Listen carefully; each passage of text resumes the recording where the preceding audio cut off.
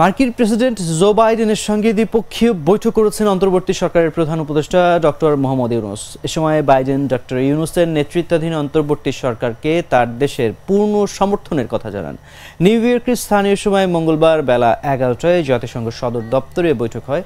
গত 3 দশকে বাংলাদেশের কোনো রাষ্ট্র বা সরকার প্রধানের সঙ্গে এমন বৈঠক কখনো হয়নি।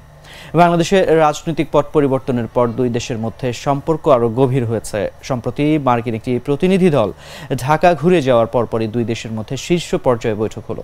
বৈঠকে দুই দেশের সম্পর্ক উন্নয়ন সহ নানান ইস্যুতে আলোচনা হয়েছে বলে জানা গেছে।